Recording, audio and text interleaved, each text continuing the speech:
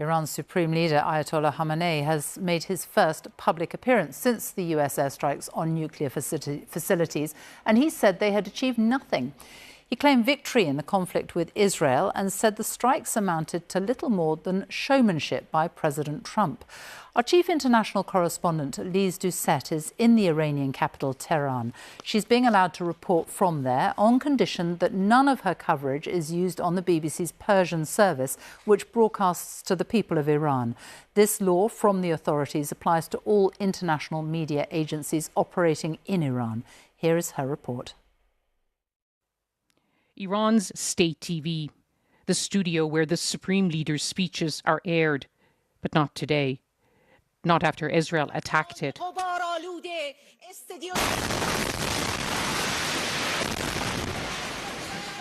Forcing the newsreader to flee, her desk devoured by fire.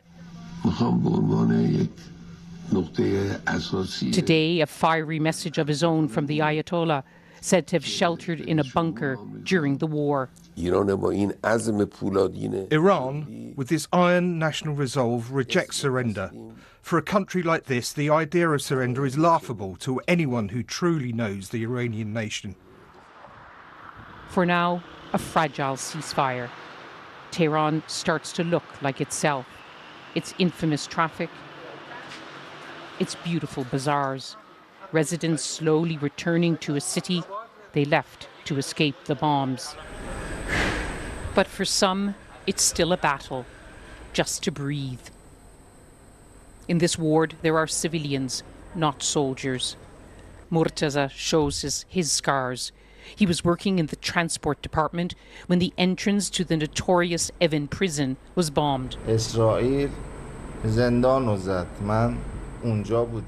Israel lies, saying they are only hitting military and nuclear sites. They hit a prison. I was there. I was hurt. And I'm amazed countries like England, France, the US and the UN don't condemn Israel. The abandoned American embassy, a monument to Iran's troubled relationship with the West, accused of sponsoring terrorism, of trying to develop a nuclear bomb. Charges Tehran denies. But even inside this former embassy, a cafe serving iced Americanos. Amir tells me he wants to see a better relationship between America and Iran. So many Iranians do. But in this dark time, there's still not much light. The message in public was defiant.